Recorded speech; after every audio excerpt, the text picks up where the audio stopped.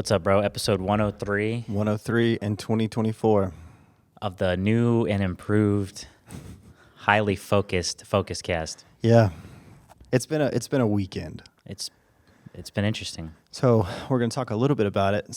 But honestly, I think this episode is just going to be a little raw. Yeah. Not a lot of time to prepare and not really Just a little bit of prepare. a little bit of a spew. Yeah. Because, I mean, you mentioned on the phone you had a little bit of a revelation Had some revelations of this sorts. weekend. Yeah. Going through your the things that were happening. Yeah, sometimes it's great to read from a script, and sometimes it's great just to Let it out. let it out. Today we're going to let it out. Let the lead out. Let the lead. So, yeah. Yeah. Who are you? I'm Jonathan Noel. And I'm Brian Noel, This is the Focus Cast. where we help you reduce distractions Increase focus. so you can live a life with Intentions. all them intentions. So many intentions. So, yeah, you just want me to jump in and then we'll go from there? Yeah, let's go. Okay, so I'll talk about the events, and then I'll talk about the introspection, Okay.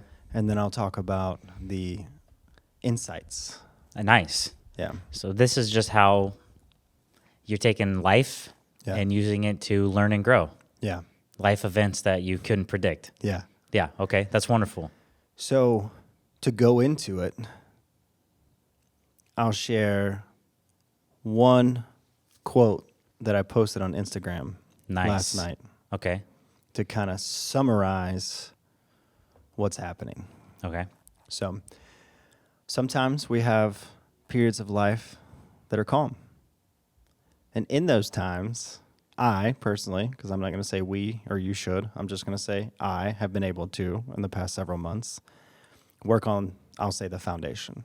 Okay. Yeah, stability, foundation. Yeah. Stability for me means just being grounded, right? Yeah. Being present. Mm-hmm. And then we have occasionally these moments of absolute chaos for just a few moments. Mm-hmm. And in those moments, you get to see how well the foundation is. Hey, nothing like a little stress test, right? Yeah, little stress test, Of sorts. little windstorm comes in, you get to see how your house is built. Yeah, how the roofers put those shingles on.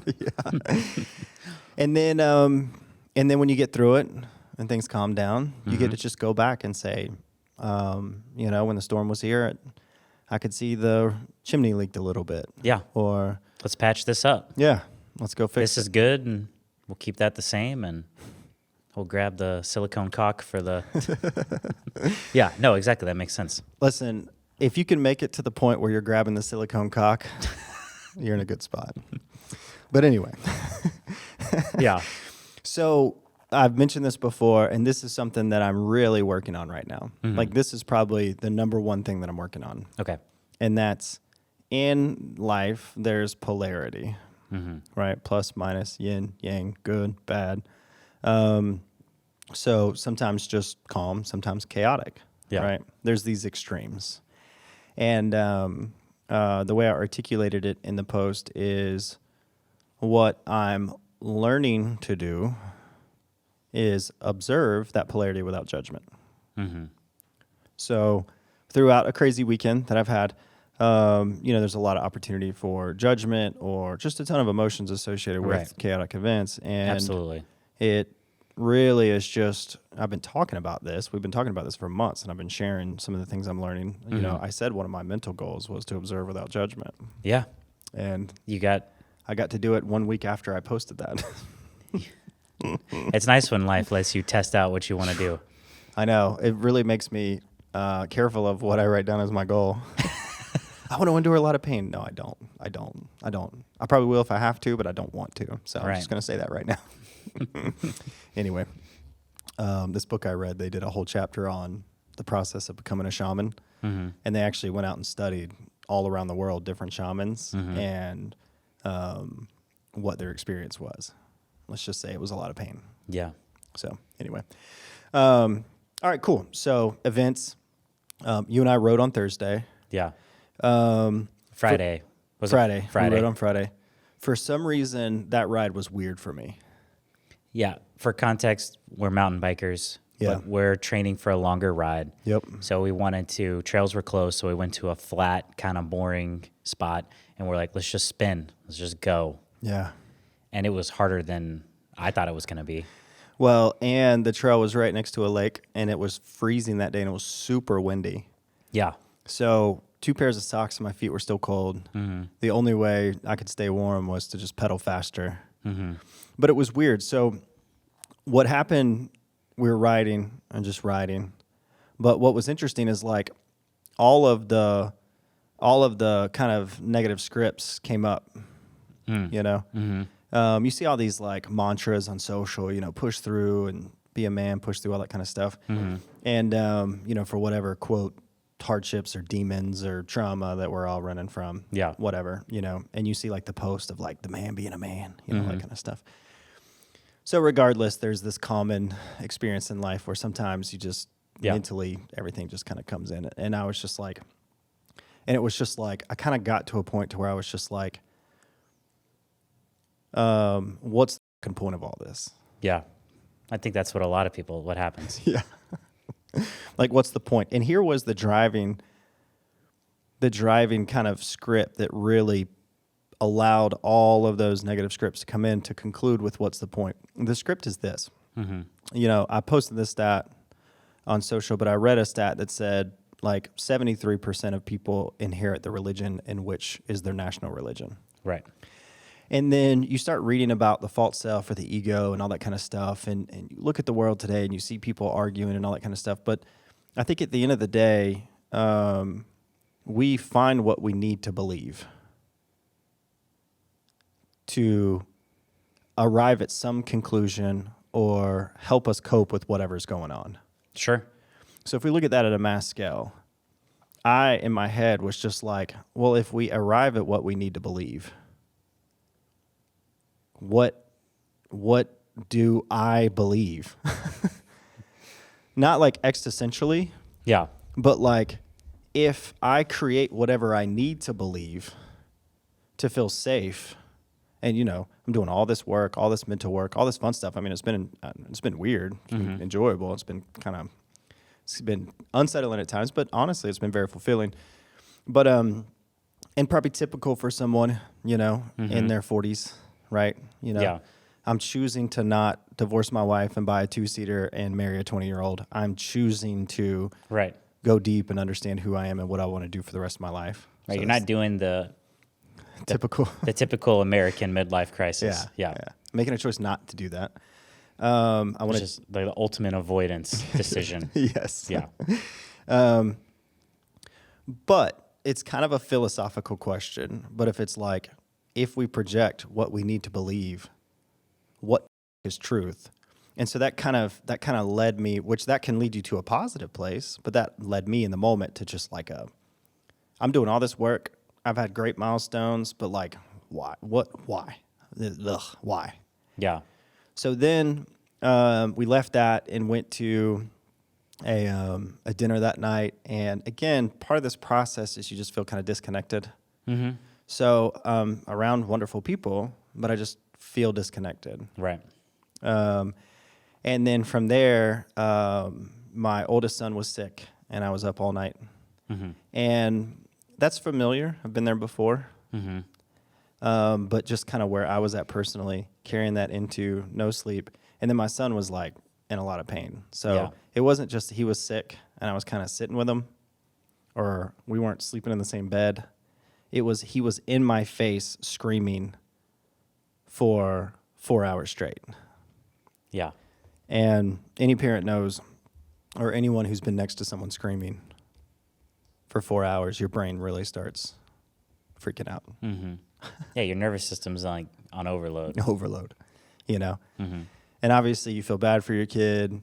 You're trying to help your kid. But then also you're just like, I need some relief so I can keep doing what I need to do. yeah. There was a time where I said, I would feel better if I went and headbutted the fridge.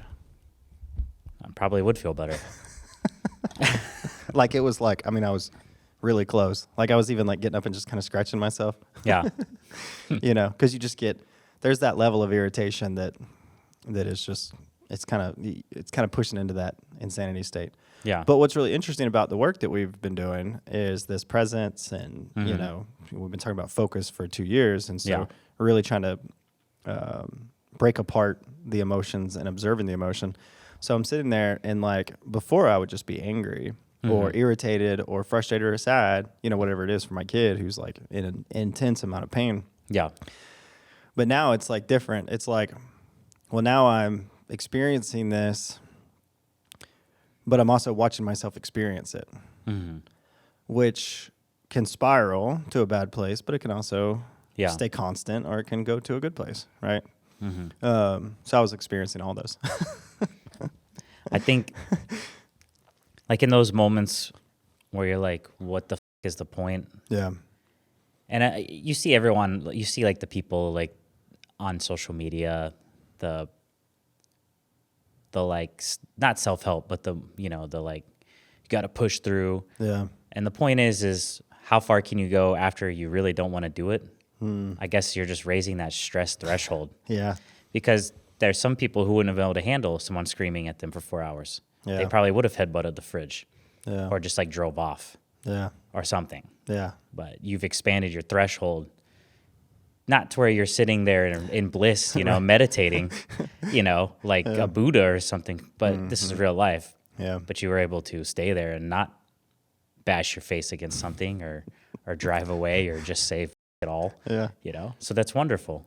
If you're watching the video on YouTube, there's no cuts or bruises on my face. I restrained. But that says something. But it's a good point, bro. And that's, So it's like, expanding that, because I guess it's easy to say, what is the point? But then in those moments, you're like, I guess the point is so you can handle more. You can handle more. which is a scary truth, because I don't Want to handle more. I want to retract.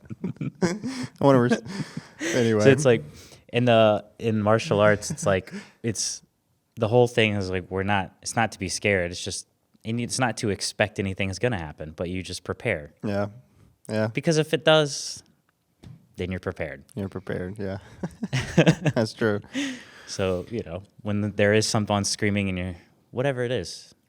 When I love our dialogues around intentionality and focus and all this kind of stuff, because there's also a piece of culture, and maybe women struggle with this more than men. I don't really know, honestly, but there's the whole thing like you can't be upset. Like your kid's upset. It's selfish for you to even sit there and do introspective work, or it's selfish to even think about yourself while your kid is in so much pain.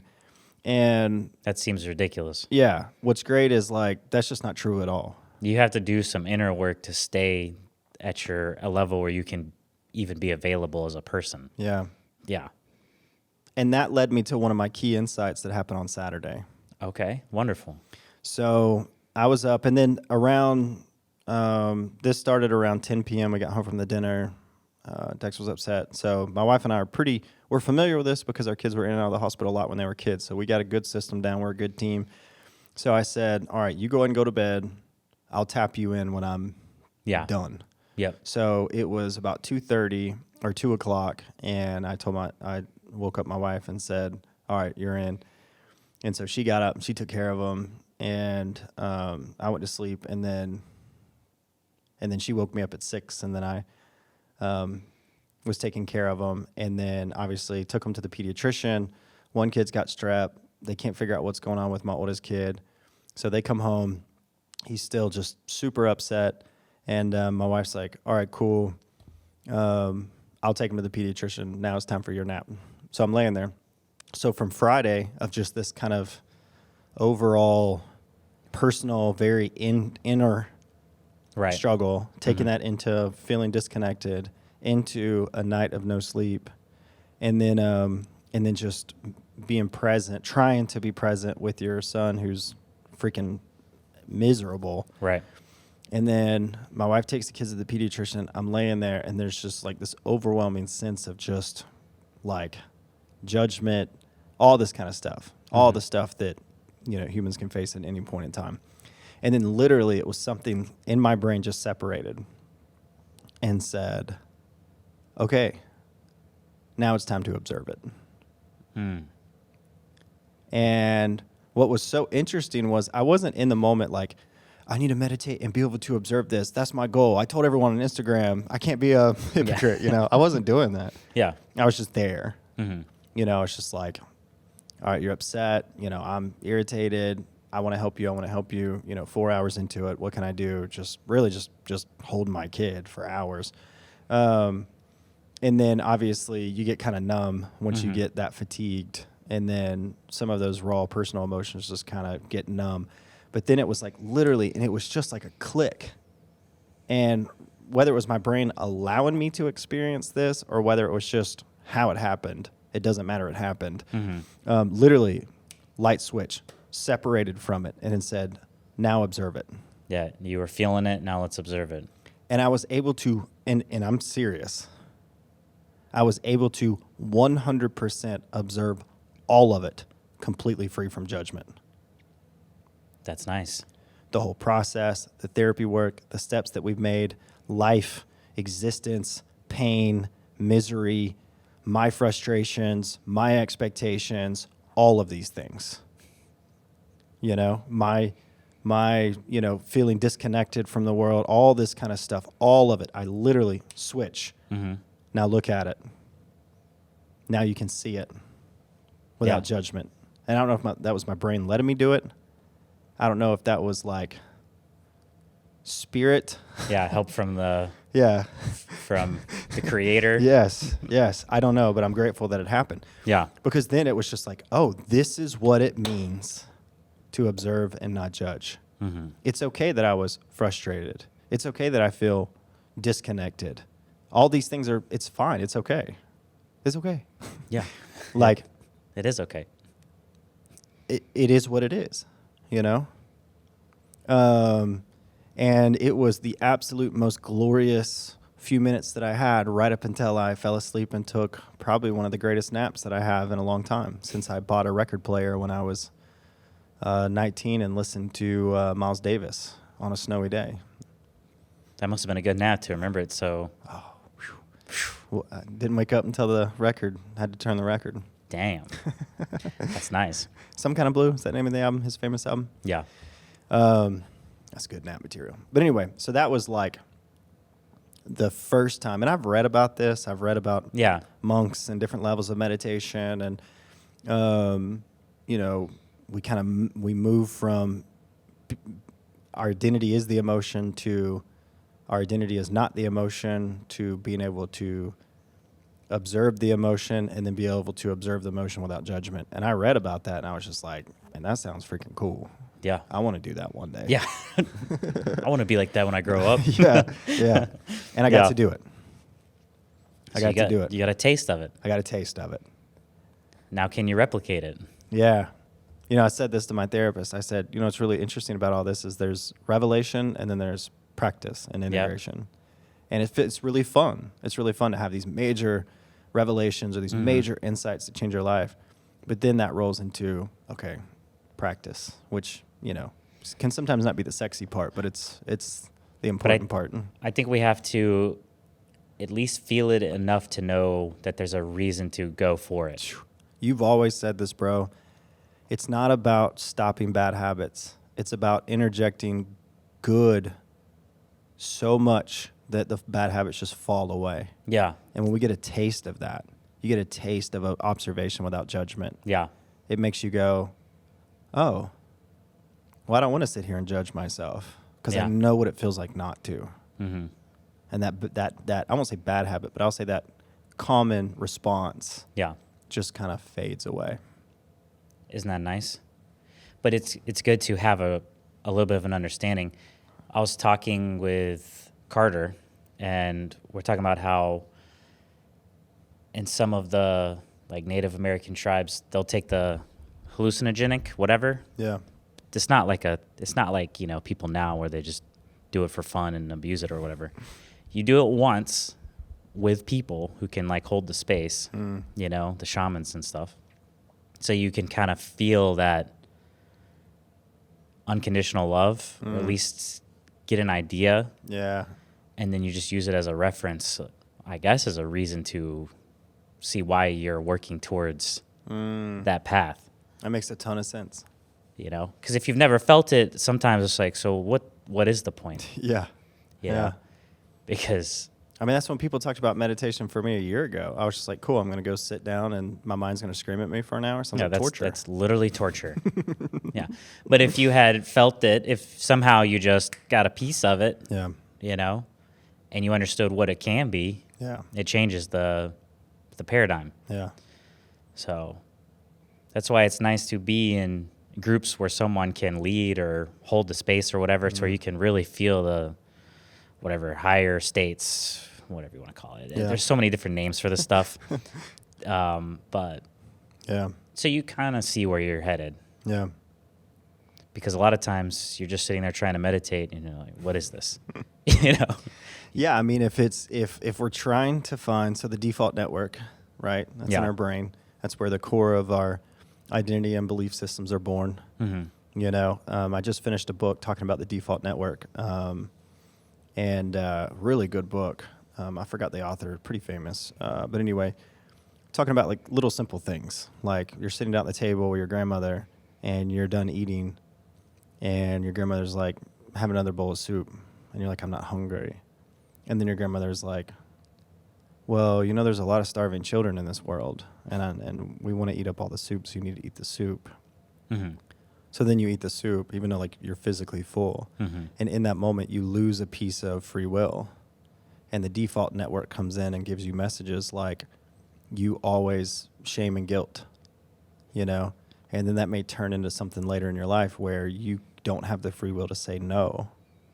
And so when anyone impresses upon you something that they want to give you, you say yes. This sounds like something that's borderline enslaving most people. Yeah.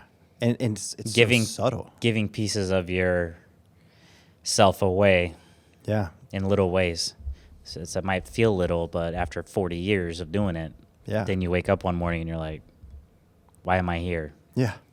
And we've talked about social scripts before, but obviously we're a little different place now. It's like social scripts have a way deeper, and I love the way the book described it. You're losing your free will mentally, internally. It's like when you're a girl and you're out playing rough and you get, you know, dirt on your clothes and you come inside and like maybe you have a parent that says like, girls don't get dirty. Yeah. You know? I like thinking about, you know, older people who are more certain. Yeah. You know, they're sturdy in their certainty. Yeah. And you might ask them, do you want to do this? And they'll just say no. Yeah. And you know for a fact you will not change their mind. Yeah. Because they're holding that certainty so strong. Yeah. You know it's futile. Yeah. You know, but you can go to your buddy and be like, hey, you want to come to this thing? And they're like, I got some stuff. Come on, man. You know, it's going to, you sure you don't want to? It's going to be fun. There's going to be blah, blah, blah. And they're like, okay. Yeah. Yeah, that's a good analogy. You know, thinking about like our grandparents or whatever, it's different. Yeah. You know, when they say no, you understand it's not happening. Yeah. Because they have that certainty. Yeah. Yeah. So certainty it's a regaining that is important. Yeah. Because a lot of people, a lot of normal people who grew up in this paradigm, in the whatever you want to call this in the U.S. Yeah. This trap of sorts of nonsense and bullshit. You lose a lot of certainty. Yeah. Because you're just being pulled in all directions, and there's people telling you how to feel, and your parents and schools and yada, yada, yada. It never ends. Never ends. So, yeah. Yeah. So that was revelation number 1. Nice. Or key insight number 1. I won't say revelation. Number 2. So I was driving to the hospital, and I was driving down the road. And I've been reading a lot about polarity in the universe. You know, we all are familiar with scientific polarity, right?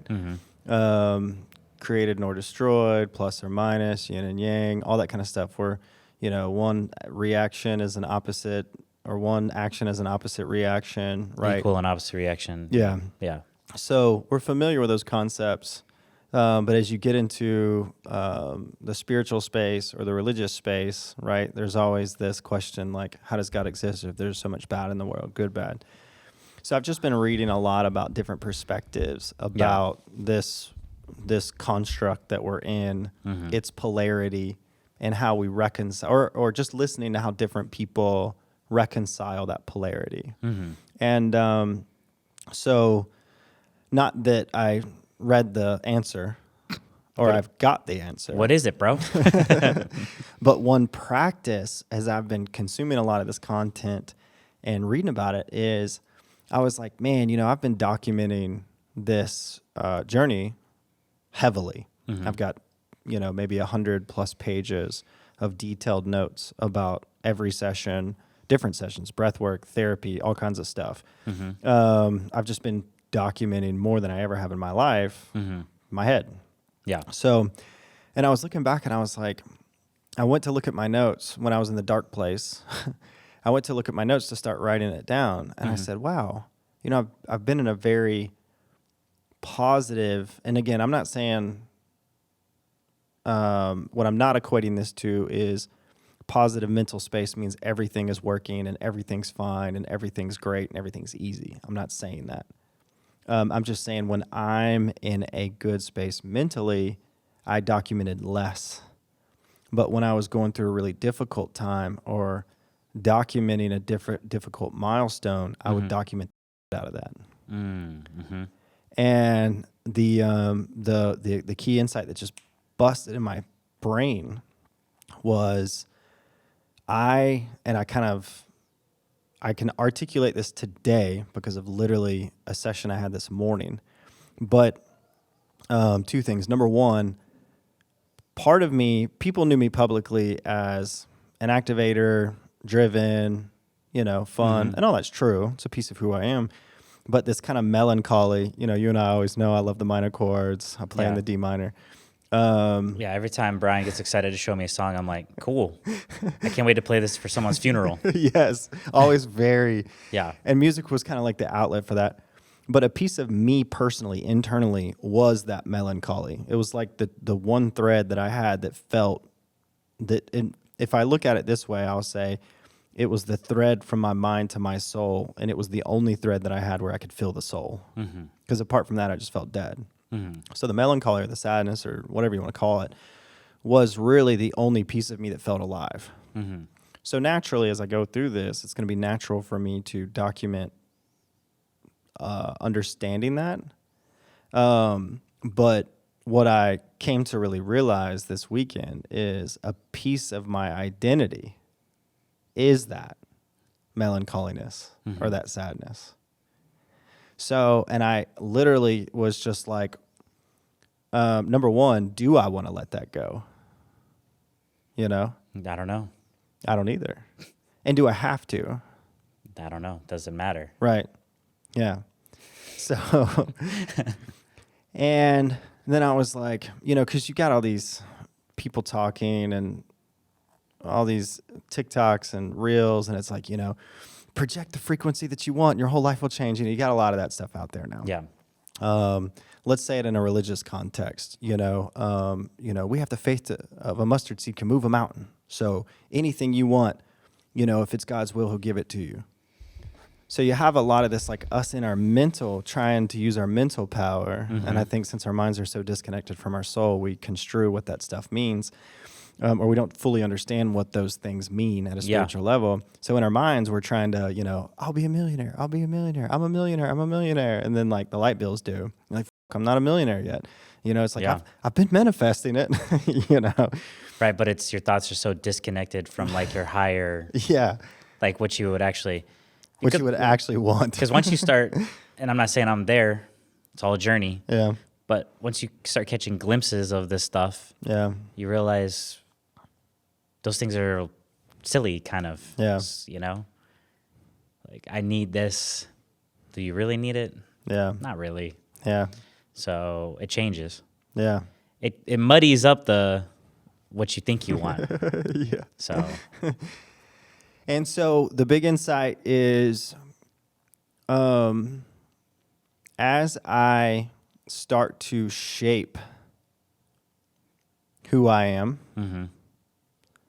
free from, I'll say, the traps, which are, I must perform to be valued. The scripts, the This- programs. The programs and the scripts. Yep. Yeah. As I start to let those things go Mm-hmm. and start to just be whoever I want to be and do whatever I want to do. Yeah. Right. A piece that I want to start putting into practice is documenting the good heavily. Yeah. What does the good look like? How do I articulate it in the words that I know? Yeah. And even balance out, the and it's hard for me to say this right now. I probably sound like I'm just babbling on because I'm literally learning how to articulate it. But I think one way I said it earlier that was pretty good is to come out of 20 years or 30 years of disassociation and trauma. It makes sense for me to want to constantly talk about the trauma. Right. Because it's the most recent thing that you kind of overcame. Right. And it's a piece tied to that inner melancholy thread. Yeah. But if all I do is sit and talk about the trauma, then what may happen is then I just create in my mind the space where I'm constantly looking for the next trauma. Yeah. I become addicted to becoming addicted to the release of trauma. I'm constantly looking for the trauma. Right. So you can release another one. Yes. Right. That's what I'm trying to say. Right. You don't want to be in an endless loop of riding your high of finding new traumas and releasing them. Yes. And creating new traumas to release. That was hard for me to get to. So if That's you're all right, listening yeah. and you actually got there, That's fine. Sometimes it takes a minute to get there. but that's it. That was the realization. Nice. It felt good to release the trauma.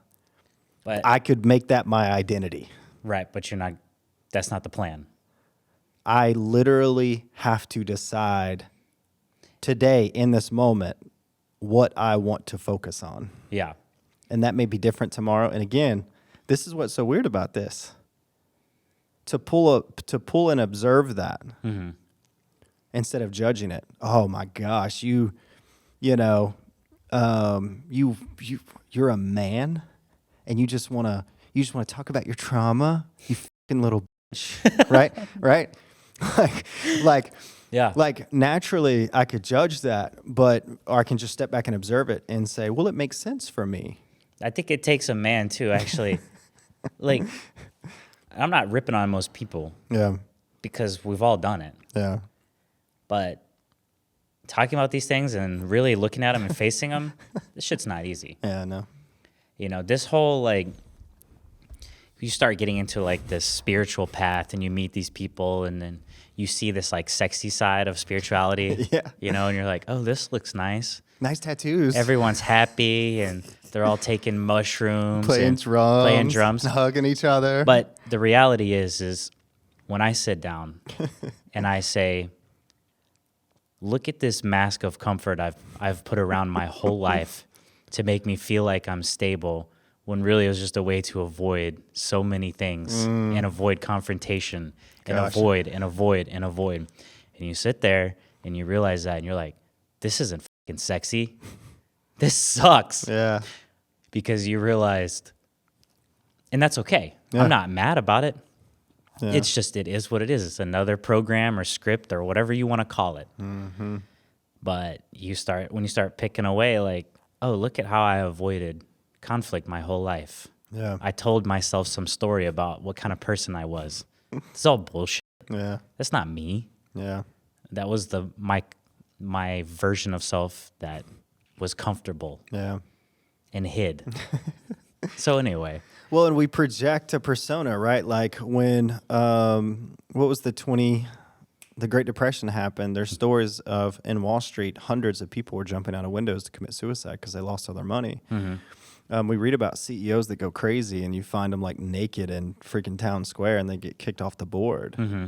So like this projection that healthy whatever, I'll say men and women, looks like you just grind and you work and you're successful.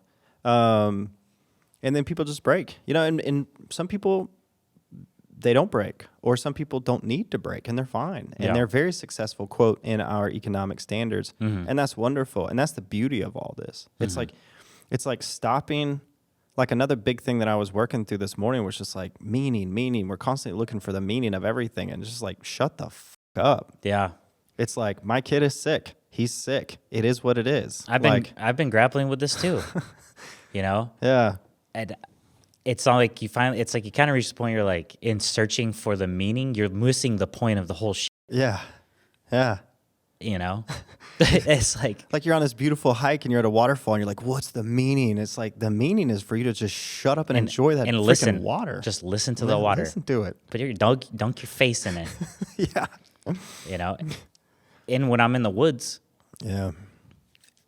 And, just kind of listening to the birds, you feel it. You're like, oh, this is the point. Yeah. It's when you get kind of wrapped up. Yeah. You get kind of wrapped up in the bullshit and you get confused. And it's just like, it's like this endless cycle. Yeah. And it literally feels like confusion because you're just running around like, what is the point? What do I do? What is the meaning? How do I get there? And then you go outside and then I sit next to a tree and I'm like, what the f am I worried about? So anyway, there's my duality. Yeah. That's a good one though. I mean, it's just so prevalent. But it's just like, even though I know it, I keep going back and forth. Yeah. So it's like, it is what it is. Yeah. But I can relate to what is the meaning. We were talking about the evolution of and I've talked about this a lot. So the analogy and the picture that I love to say, because it's so true, is I was running in the woods. It was foggy. And I was just trying to avoid the tree that I saw right in front of me. This was dissociation. Husband. Yeah, it's dissociation. I'm a good husband. I'm a good dad. I just need to not fall off the cliff. And so I'm just running as fast as I can, doing this thing in America, and just avoiding the next tree. And the more I avoid the tree, the better we are, right? I'm good. Yeah. Well, that fog lifted, and it really, I haven't even shared this publicly, but I haven't had a sip of alcohol in about 7 weeks now. The cloudiness from disassociation was exacerbated by alcohol. Yeah. So lifting disassociation was great from reducing alcohol intake, because I was drinking 3 or 4 beers, and I don't drink beers. I'm talking high quality 7, 8, 9 percenters. Yeah, every day at the end of the day, just to quiet the manager down. I wouldn't get drunk because I can't get drunk, or I don't get drunk physically. So, but I would slam a couple beers, and that voice would just mute. I'd be good to go. That was my management. That was my coping mechanism. And then through the EMDR, disassociation lifts, that's great. And then reducing alcohol intake significantly, because we talked about that on the podcast. Alcohol inflames your brain and causes brain fog. Look that up. That's everywhere. So yeah. So just that physical. So then, but the analogy is, I'm in the woods now. It's completely clear. Right. You went from in the dark and in the fog to, and then you at least had a little bit of a headlamp. Yeah. And there for a period after that, I'm in the woods. It's completely clear. I can see every direction, but a little voice would pop out like 20 trees down and be like, you sure you're not fucking up yet? Yeah. You sure you're not going on the right path? So some of those negative scripts were still there, but they just weren't a constant voice behind me causing me to run. It was just a little bit here and there. A little fucking weird. Little tidbit. Yeah, just coming out, popping its head out. Well, then our audio cut out. So it got pretty juicy there at the end. Arrived at talking about how, the little guys used to pop out from the trees and say, are you messing this up? And then they're not there as much anymore. And now it's just like, I'm in the woods alone and I've got any direction I could go. So then it becomes the question, what direction should I go? And so we talked about that for a bit. It got pretty juicy, shifting from what to why and all that kind of fun stuff. So yeah, we'll talk more about that on the next episode.